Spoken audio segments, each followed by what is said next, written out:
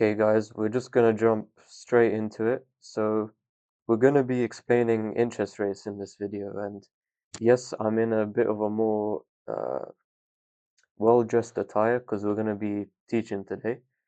So I'm gonna be going over how interest rates work, just the basics, and then we're gonna be going into how they affect financial markets, so like stock prices, and how the central bank actually implements the interest rates, the mechanics behind it. And I can tell you now that interest rates are a massive deal, but there's it's not what you think. There's not an obvious uh, correlation, but it can impact things in a big way. Like in 2004, there was a 1% basis rate cut, and within a few months, the S&P 500 dropped 7%. So let's just get into the basics. So the interest rate is just simply the price of money. So, it denotes the reward for lending. So if the interest rate is 2%, the bank gets a 2% return on the money they lend, or it's a 2% cost for borrowing money for the consumer. And the interest rate is always set by the central bank. So the reason the central bank controls the interest rate is in order to balance inflation and employment. Because the thing is, if you're cutting the interest rate, yes, it increases the economic growth, it also increases employment, but it runs the risk of increasing inflation because there's more money going around. And vice versa, if you increase the interest rate, then yes, the economic growth is going to be lower, but then as a result, you can lower inflation. So I'm going to let the man himself speak on this, Jerome Powell. We have two goals, as you mentioned, maximum employment and price stability, and they're equal goals under the law. So almost all the time, they work together. They complement one another. So, for example, when the economy is weak, the unemployment rate might be high and the inflation rate would be low, and that it calls for stimulus from us. And when the economy is really strong and the labor market is tight, that's when inflation will be moving up, and so policy might be a little bit tighter. That's almost always the case. Right now is the So yeah, like as you can see, the interest rate is a constant balancing act to like keep inflation low, at the same time to keep the employment at a good rate as well. So this basically summarizes it here in terms of affecting economic growth. But yeah, like, there's always a trade-off. So if inflation is too high, I mean, it really depends what the Federal Reserve wants to prioritize. But in theory, they're equal goals, but you always have to sacrifice one. So, for example, if unemployment is too high, in 2020, we had the lockdown, so we had massive rate cuts to stimulate the job market and get jobs going again in 2020. But then, because the interest rates were so low, then inflation started to creep in 2022, so the rates had to be cut. Um, and now we're starting to see, inflation finally cool down again, but we're seeing the economy starting to weaken now. So since September 2024, the Fed has started to cut rates again. So it is an interesting dynamic. And now we're going to look at how interest rates affect the stock market. So here you can see various effects of rate cuts, which can lead to stock market growth. For rate increases, you would just do the opposite. So if the interest rate gets increased, then the borrowing costs for firms are higher, so they may hold off on investing, let's say, in a new factory. And that will either increase unemployment because they may be able to borrow less, so they may stop production, they may decrease production, and then the incomes are lower because people have less jobs, they're spending less, and other businesses will get lower earnings, and then the stock market valuation might shrink. This is just the conventional understanding. In reality, the uh, interaction between interest rates and the stock market isn't this clear cut, but in theory, this is how interest rates affect the stock market and the economy. You can kind of see the dynamic from this flow chart. So yeah, this is where when you're dealing with financial markets, you're obviously dealing with human psychology. So so you have this thing called efficient market hypothesis, and essentially, because people's money is on the line, and you have thousands of people in charge of managing billions of dollars. I mean, even trillions. The S&P 500 is valued like around $35 trillion right now. So you have so much research going on and so many people in charge of managing these funds in the stock market that the markets become forward-looking. They try to anticipate the state of the economy in order to make the best decision of whether institutions should pile into stocks or not. So as a result, interest rate changes are often priced in about 6 to 18 months in advance. Now, what this means is that, say, an interest rate cut is expected to happen in, let's say, January 2026. The stock market may start rising already in July 2025 because investors are like, okay, there's going to be a positive tailwind for the firms in the stock market. We might as well get in early and catch the rise. So the changes are often priced in, and we'll look at October 2022 as an example here. So each of these, this is the stock market. You can see the day at the bottom. We're on Thursday, 17th March 2022.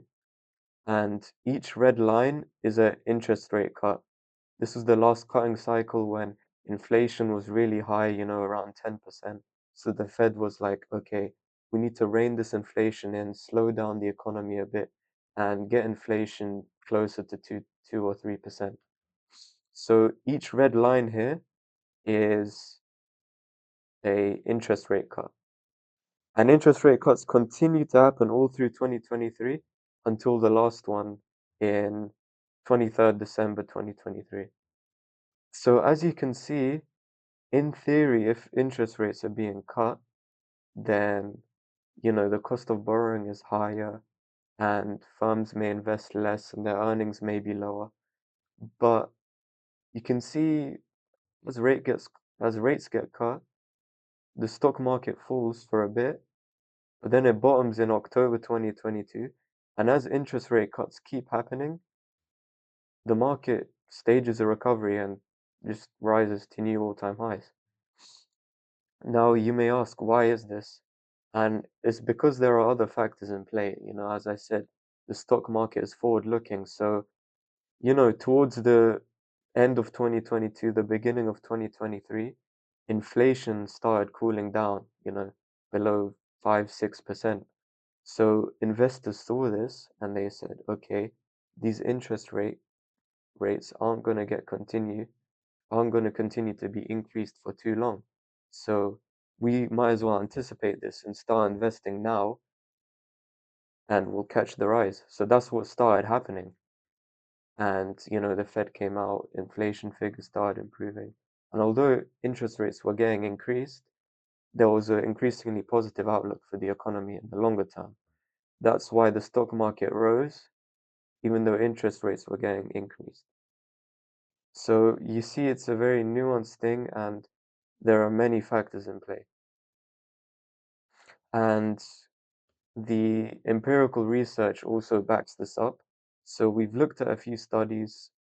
All of them are going to be in the description, but they there's no, official, in theory, there's a consensus, but there's no official, empirically proven correlation between interest rates and stock market prices. So 70% of rate changes are already priced in, but sometimes there are surprise decision rates, interest rate decisions, which aren't anticipated by the market. So that also causes volatile swings, which you can't predict. And sometimes, for example, in this study by Rigobon and Sack, the uh, it's, it summarizes that the stock market actually leads interest rates. So if the stock market drops first, then the Fed sees that and they'll start cutting interest rates to rescue the stock market.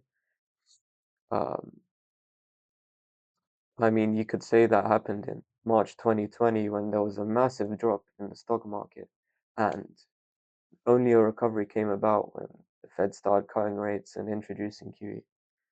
And this 2015 study also shows that there's no statistically significant difference in monthly returns when rates are falling versus when they're rising, because there are other factors in play like corporate earnings and forward-looking expectations.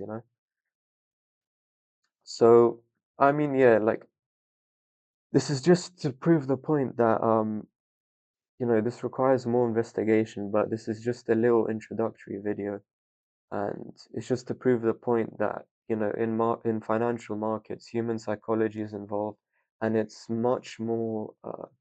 There's many factors at play.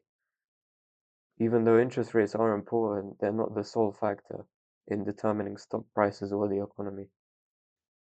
So, how does the Fed actually control the interest rate? So it's all well and good saying, "Oh, we'll announce an interest rate cut," but how do they actually enforce that in the real economy? So primarily, it's done through the open market operations. So for example, Jerome Powell will announce, okay, we're increasing the Fed funds rate from 4.25% to 4.5, and we're increasing that by 25 basis points, which means the interest rate is going to be 4.5 to 4.75%, okay? The interest rate was set by the central bank isn't a certain number, it's actually a small range, and it's because of open market operations. So how it works, if Jerome Powell hikes the interest rate, he's going to tell the Fed to start selling US Treasuries to certain banks. US Treasuries is essentially just US debt. If you buy it, then you get a yearly return. But Jerome Powell tells the Fed to sell US Treasuries to these big banks and institutions. The banks and institutions buy these treasuries, but as a result, now they have lower cash reserves.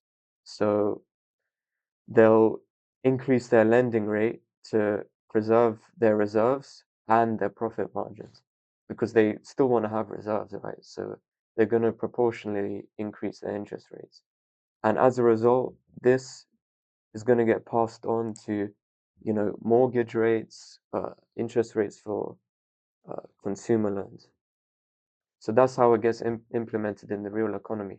And the Fed makes sure to sell the right amount of treasuries so that the interest rate falls within their band. So in this case, it's 4.5 to 4.75%. And these open market operations, they might happen once a week or once every 2 weeks, but it's like they're just a constant operation to maintain the interest rate.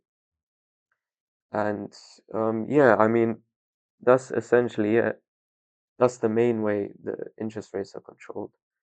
Um, Let me know what you thought of this video. I'm still new to this video thing. But yeah, all the sources will be in the description, and let me know what you thought of the video. And I mean, the mic quality, I know it can be improved as well, but we'll improve that as we go along and we flesh out more videos. So yeah, just leave a comment. That's all I could ask for, and thank you for watching.